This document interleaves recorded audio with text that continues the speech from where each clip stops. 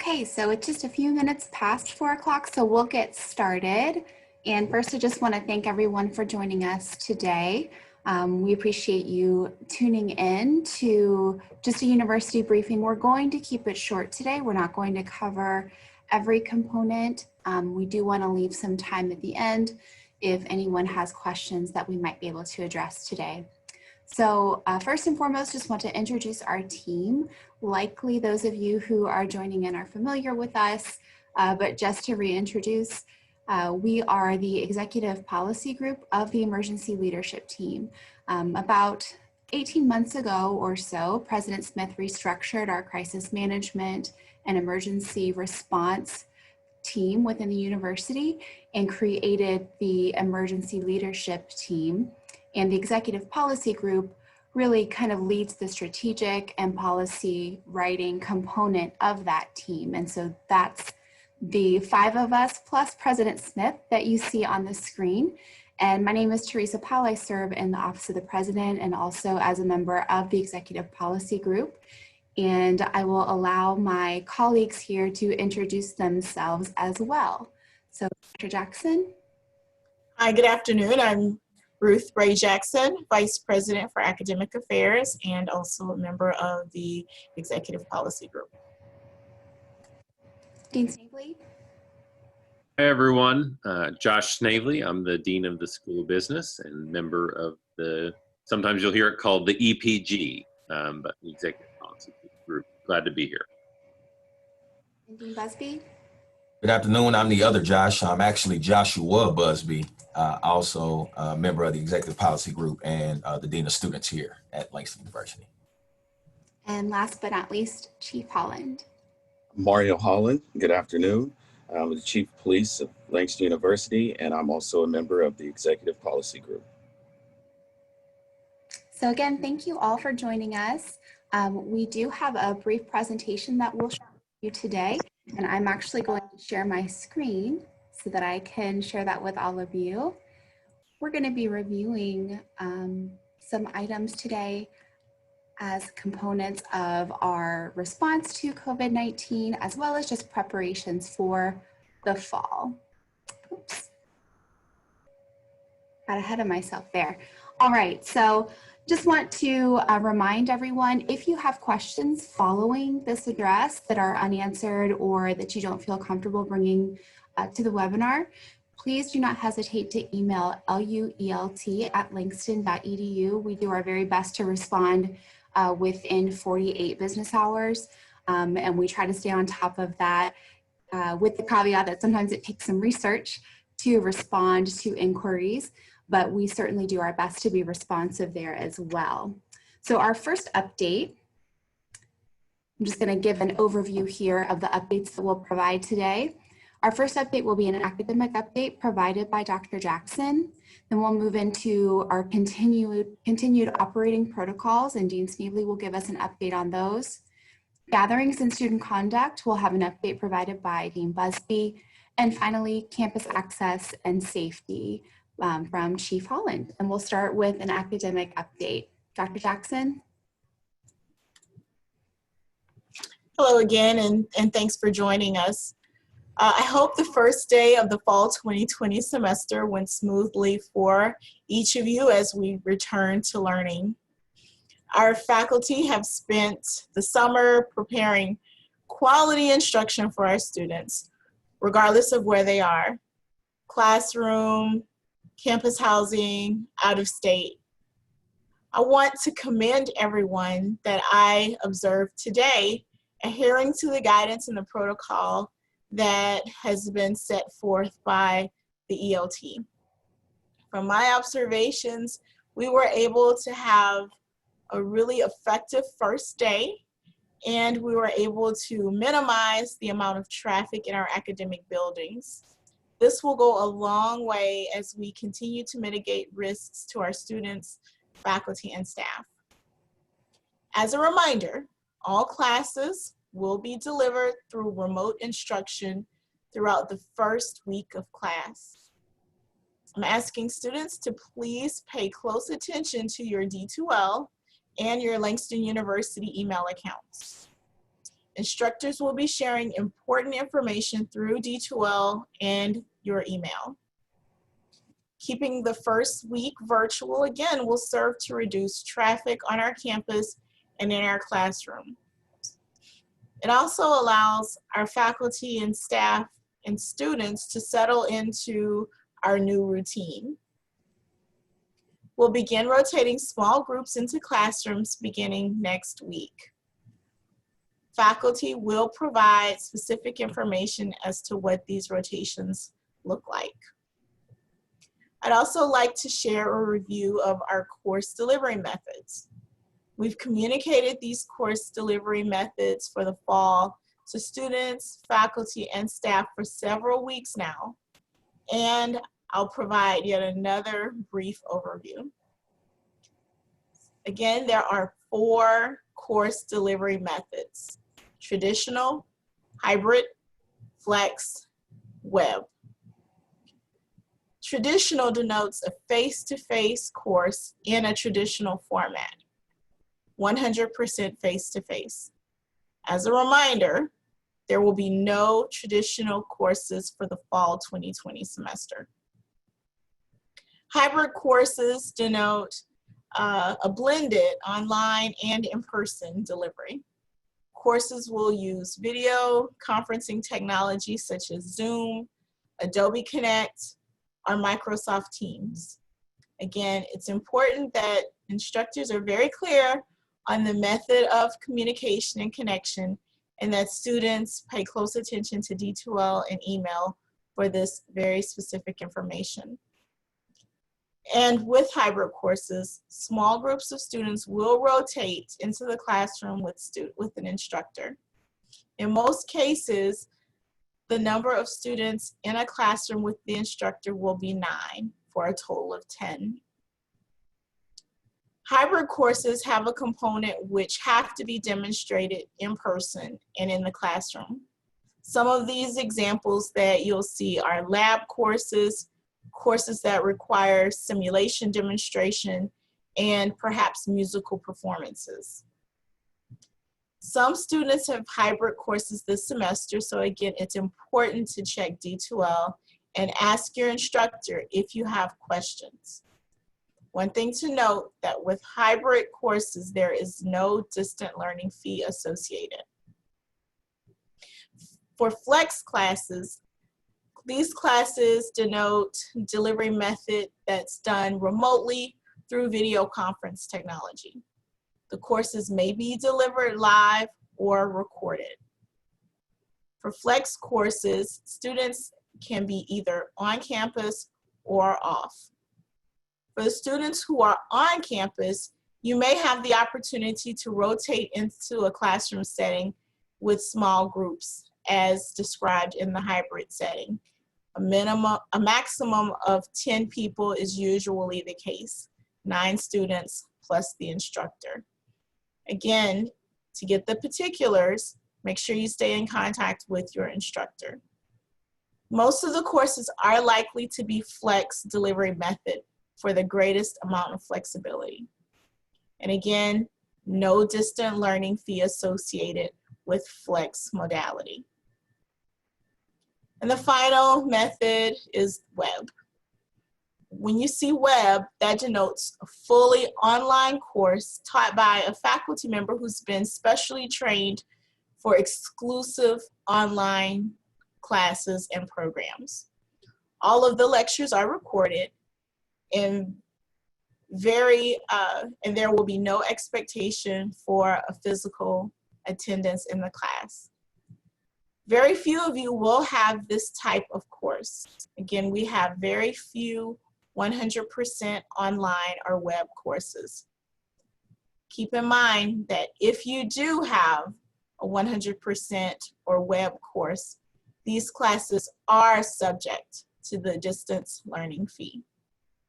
We've designated these course delivery methods to best serve the needs of our students and faculty. Next, I'd like to talk to you about digital course material and textbooks. When they were available, digital versions of textbooks were adopted for fall 2020. Students, make sure that you check your email for a message containing specific directions on how to access the e-material for each course. There will be a separate email for each book required. If you have not seen your email, please be sure to check your spam folders. The email will come from a company called Brightwave, BRYTEWAVE,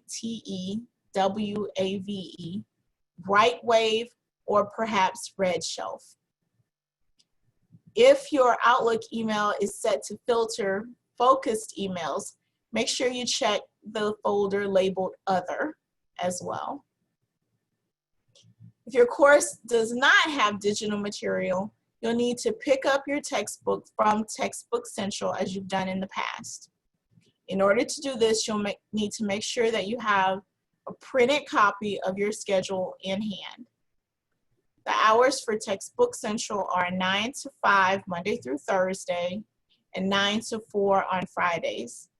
Keep in mind that Textbook Central is closed on Saturdays and Sundays. If you have any questions about textbooks, please send an email to luacademicaffairs@langston.edu and we'll help coordinate the information for you. Next, Dean Snavely will share comments on our ongoing protocols. Dean? Thank you, Dr. Jackson. So as we begin, we've talked about from the very beginning of this unprecedented circumstance, how we had two goals. One, the goal that Dr. Jackson just outlined, which is delivering on our mission, quality education and preparing students both personally and professionally, but also doing it in a safe way. So make no mistake, this pandemic is ongoing and it keeps all of us up at night as we work daily to figure out how to deliver on that mission in a way that's safe. Oklahoma now has over 49,000 cases. Bit of good news over the last little bit, there's close to 40,000 of those persons are now in recovery.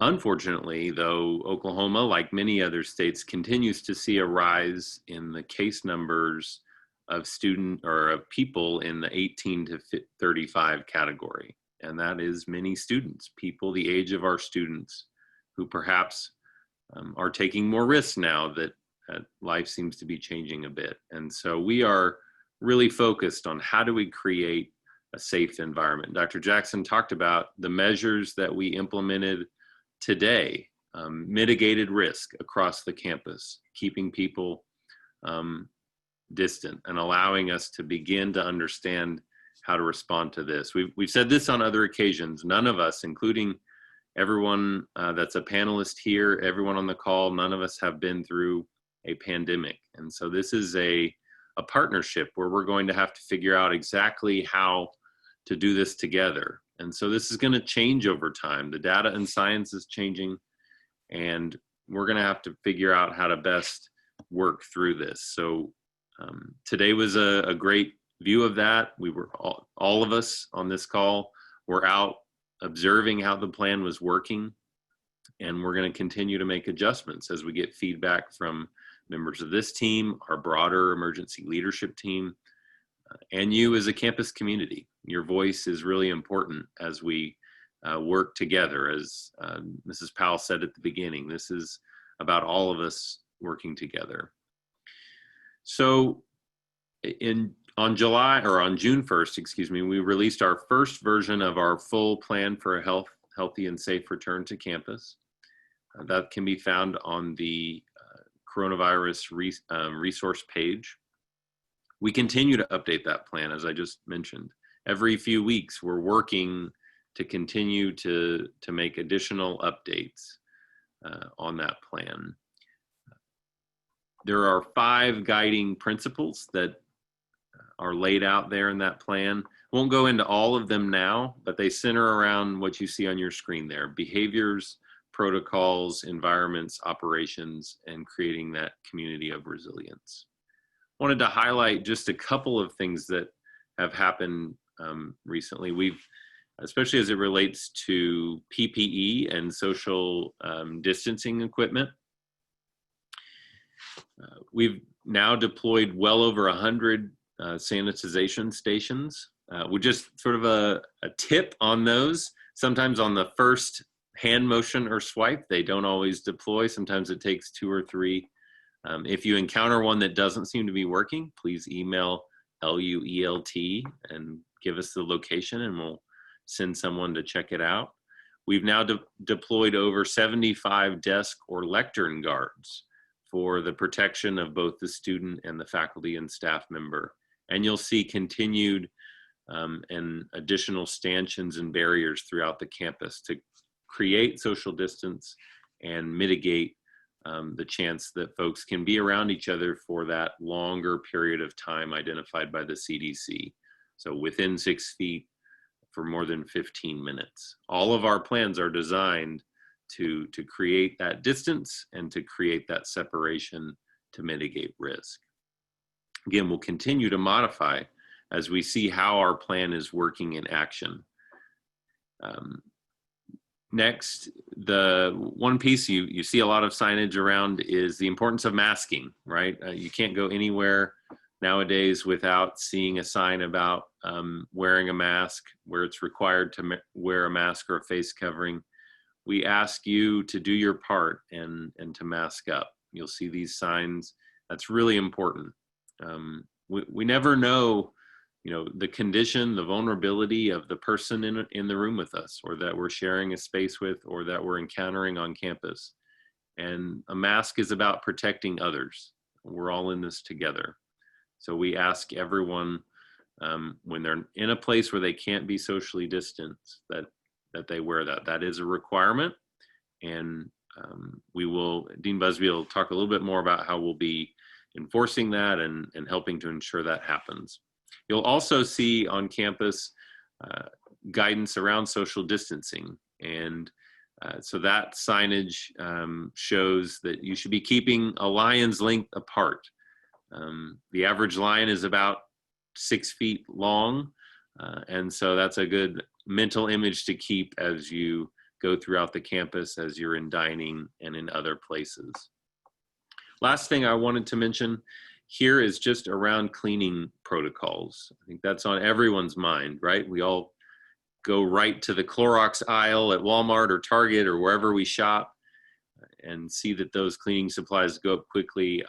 I'd like to just thank our Sodexo cleaning teams and partners who have worked tirelessly from March 15th until now to ensure that we have the necessary cleaning equipment, the necessary cleaning products. All of these things were difficult to get and sure we had sufficient supply of, and we do, and we've continued to work with them to ensure we have everything that meets the CDC and the EPA's standards. And they've done an incredible job. We're still learning with them how we're going to get through this on a daily basis. You'll see those cleaning teams not only doing their daily work, but they will be in high traffic areas, often working hard to ensure that those high touch areas are both cleaned and disinfected. You'd be happy to know that essentially anytime you see a Sodexo member spraying a product, it is a safe product, but it's also one that contains the appropriate disinfectant. So when they're cleaning a window, cleaning a doorknob, it's not only cleaning, but it's disinfecting. And that's an important part of our daily routine to keep everyone safe. We will keep safety as our top priority. It's a priority to President Smith, and it's a priority to this group. And we work every day. We meet on a daily basis to determine how to make this a safer place in order to ensure that we provide that high quality education. So with that, I'll turn it over to Dean Busby to share a little bit more about student conduct and student events and gatherings. Thanks, Dean Snavely. And so again, thank you all for joining us this afternoon. To our students that are on, and I do see some of you on, welcome. We have been elated the last 2 weeks, over the course of the last 2 weeks, to host the LU class of 2024. That's our incoming freshmen. Well, they're freshmen now. They're not incoming. They're here. Our freshman class. And just this past weekend, up until yesterday evening, and still even today, we are welcoming our returning students back to campus. Langston University is committed to creating and maintaining a productive learning community that fosters intellectual, personal, cultural, and ethical development of all of our students. Self-discipline and valuing the rights of others are essential to the educational process here at Langston University. Ladies and gentlemen, it's both a privilege and an honor to attend Langston University.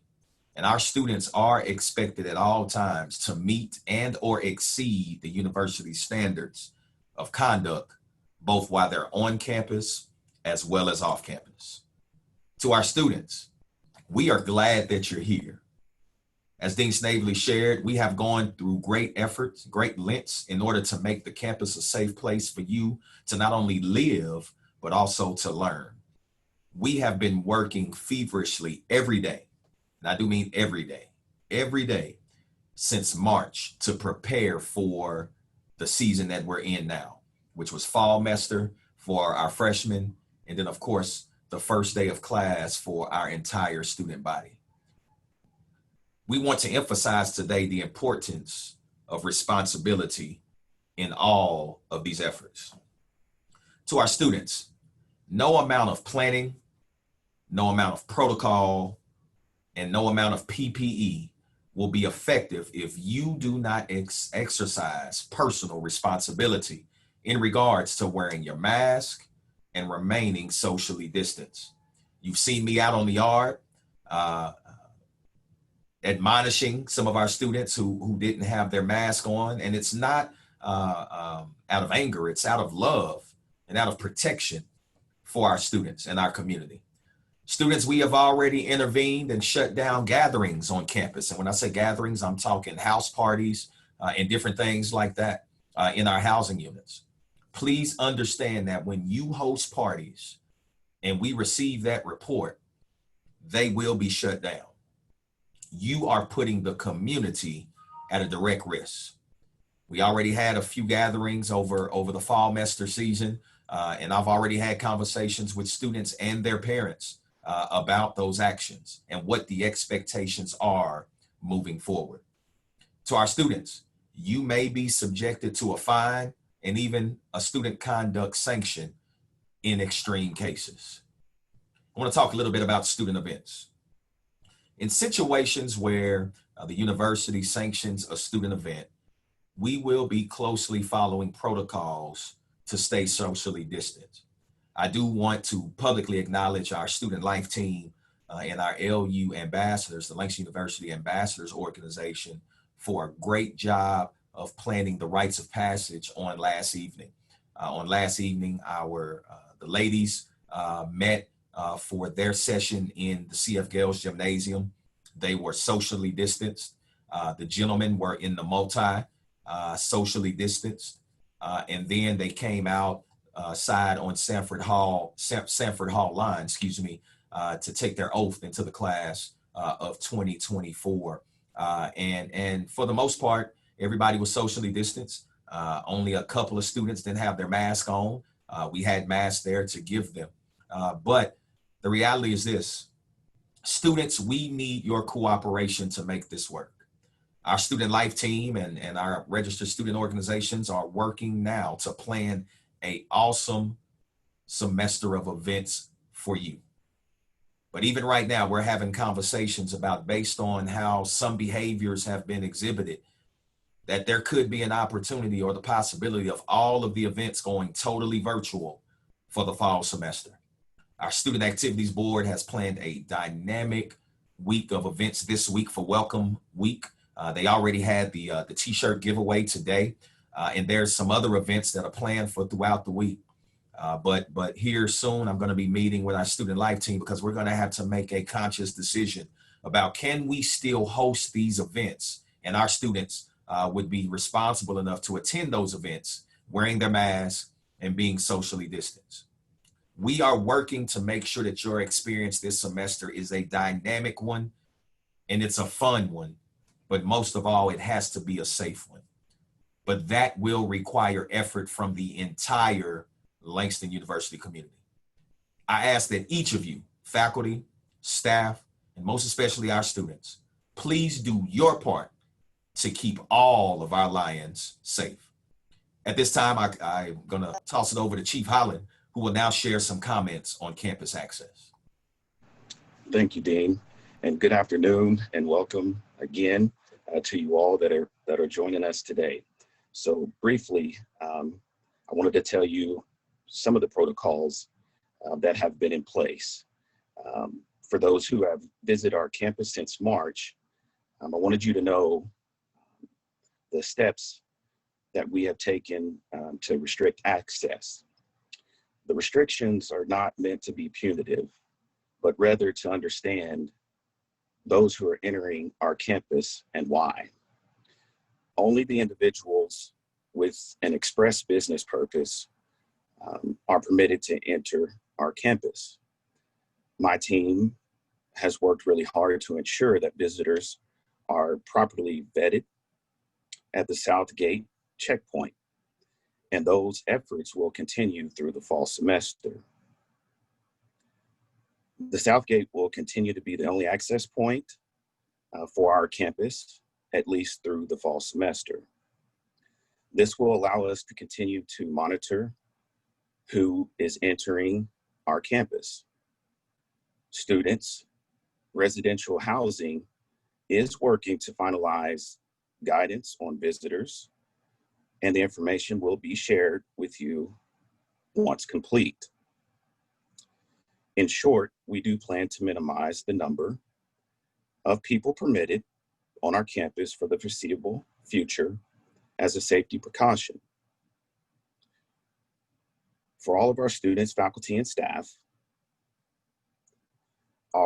please be sure that you get your decals as well, because you will need those to access campus, number one, and to be able to park on campus, number two.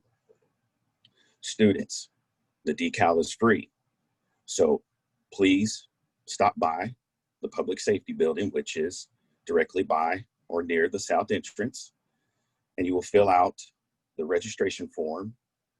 You need to show your driver's license and proof of insurance and registration, and then you will fill out the registration form, and then you will be issued your permit.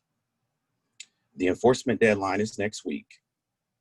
We will no longer be using the campus access passes that we have used so far up until this point.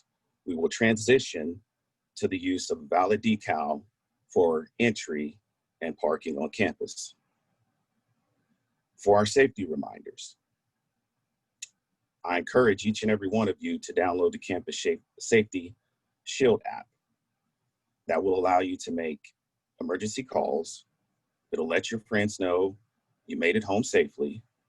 You can also report incidents anonymously, and you can find resources like our Charlie schedule. You can get weather updates. It has the campus map. You can also find our tornado shelters as well under our campus resources. The campus safety is everyone's responsibility, and we all need your help. Do not invite, and I repeat, do not invite people to campus who do not have business here. Do not invite people to campus who are coming to party.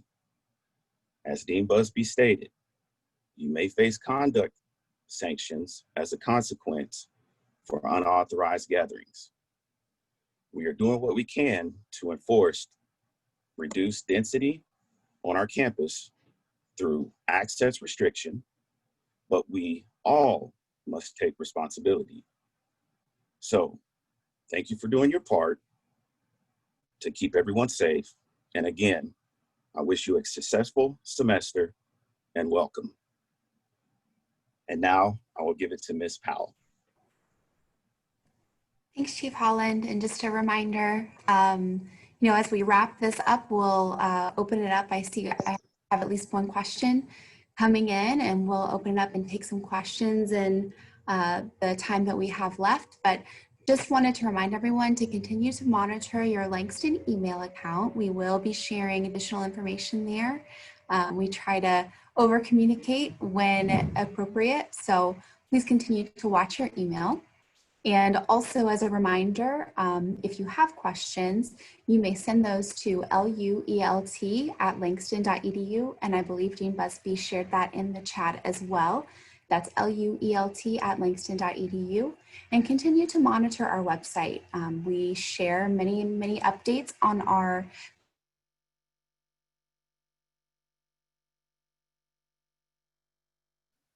Looks like maybe Ms. Powell sharing. Yeah. froze for just a minute, Ms. Powell. Oh, sorry. So I think you were saying we're always updating on the website, and so keep monitoring that. Yes.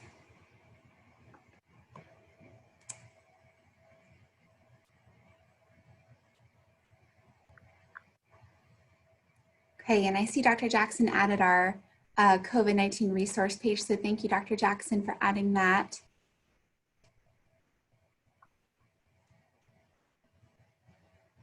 So there's a question from a faculty member about guests and visitors.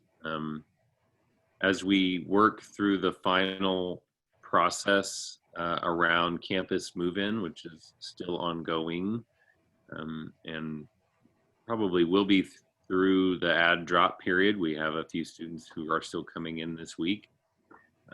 We're keeping those restricting visitors through that period, and then we'll be releasing what the open visitor policy will be. Any visitors after the add drop date, after we finish the final move-in process, we'll have to go through a screening process similar to what happened with campus access over the summer.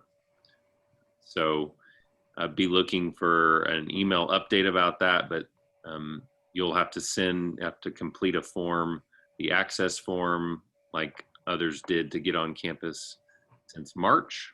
For those visitors, they'll have to complete a self-screening form and before they can get on campus. So we'll be adding a piece to that and sending that out in short order once we're through the final move-in process.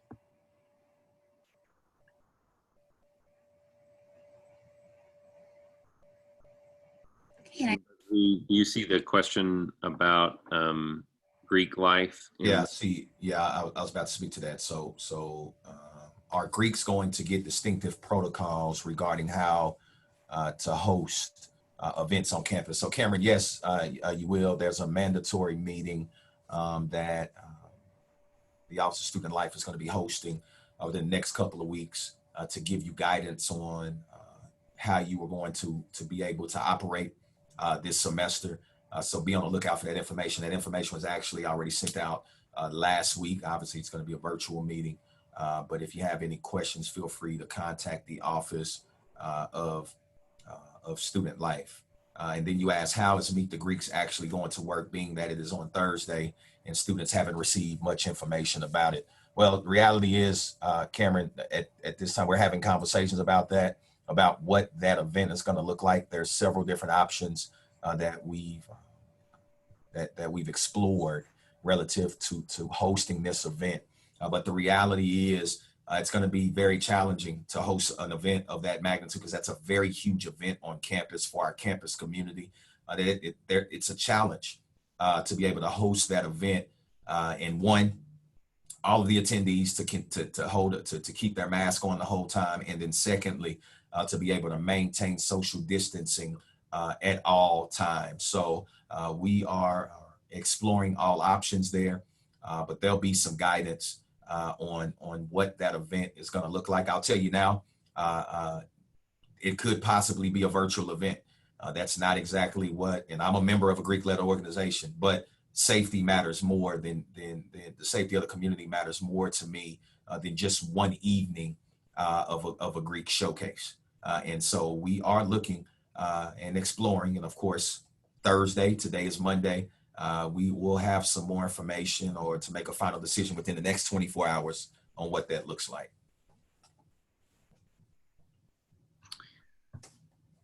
I wanted to, AD Rogers reached out and asked me to just do a quick reminder. AD Rogers is a member of the emergency leadership team. Asked me to share that all of the athletics facilities, including the track and all of their facilities, remain closed as a result of NAIA and conference protocols as they work through the potential of some of those reopening, but they have to be consistent with certain guidelines and regulations. So just a reminder that those facilities cannot be used until those revised protocols are released. So thank you, AD.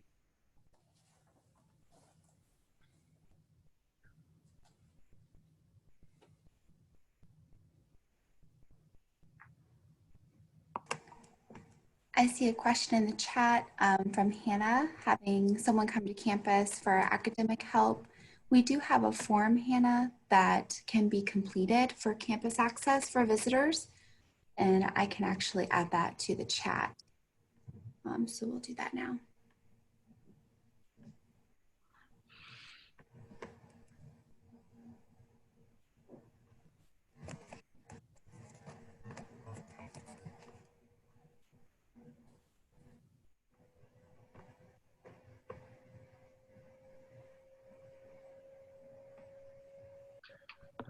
There's a question in the chat about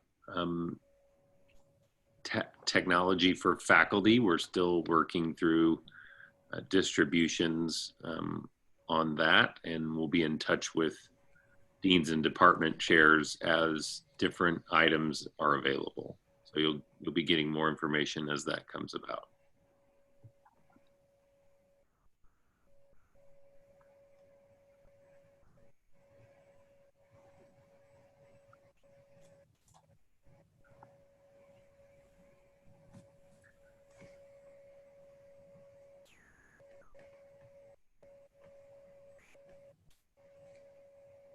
And Hannah, I see that you have emailed LUELT just as we asked you to do, so I'll make sure I respond to you there as well. We appreciate that very much.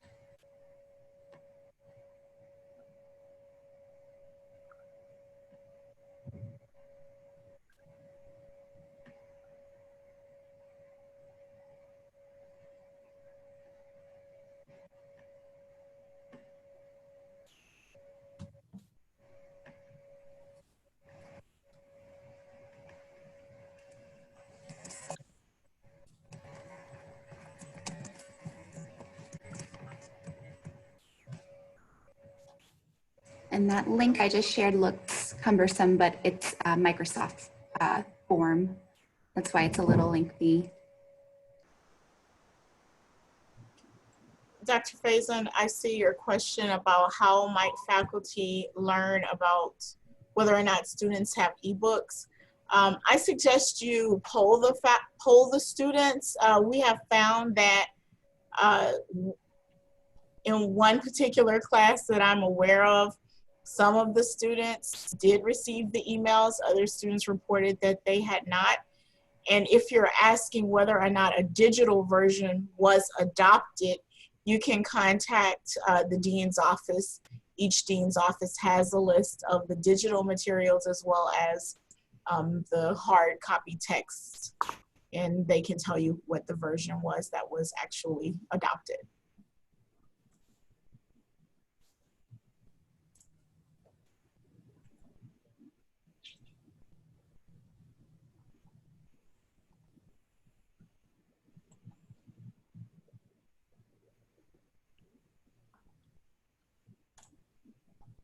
And to Cameron's question, that mandatory training that's being hosted from the Office of Student Life is Thursday, August 27th. So again, that is Thursday, August 27th for that mandatory training for all of our registered student organizations.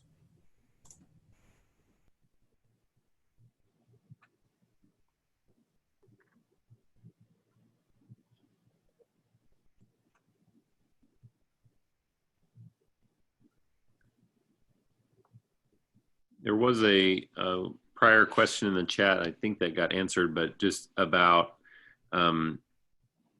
if cleaning supplies get low, and Sodexo works really hard to make sure those stay up every day. But if you're finding a spot, I think it's also true. One of the things, just a reminder, again, none of us have been through a pandemic. I think we're probably all washing our hands, hopefully more than we ever have before, which means we're using a lot more soap.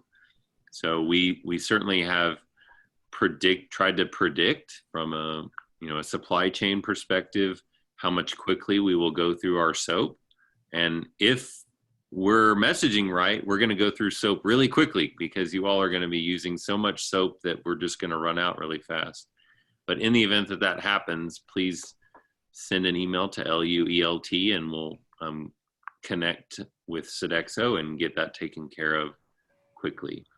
Just so you know, I think I mentioned when I was speaking, we have the executive policy group and the ELT, the emergency leadership teams. We have daily calls with various groups from all across all 3 campuses and our site in Ardmore, and discuss all of these matters, from technology, governance, operations, financial matters, student matters, housing, facilities, faculty and academics. So those happen every day, in which we have tasks that we're pushing on each other to make sure get accomplished, and where these types of issues come up. So, and that's all second jobs for all of us, our COVID hats. So we're glad to do it because we know how important it is to keep you safe, but know that we're in daily, if not almost hourly, communication about all of these types of things.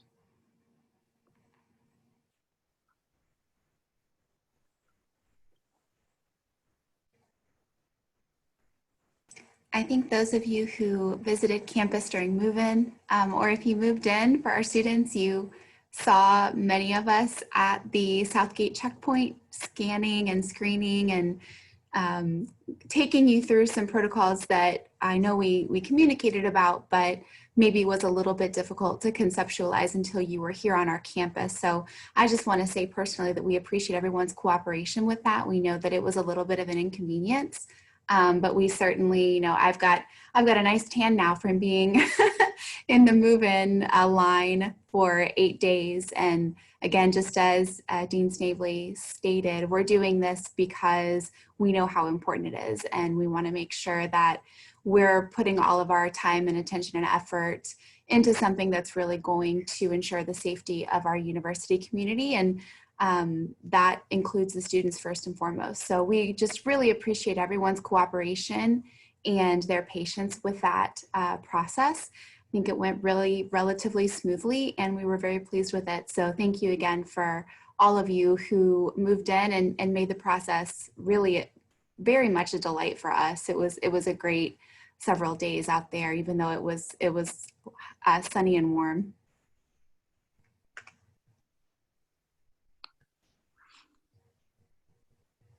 And I don't see any additional questions coming in. We're just at 5:15, so we will wrap it up. We are recording this webinar. I should have mentioned that at the top, but you'll probably have seen the indicator light. We will make this available in the coming days.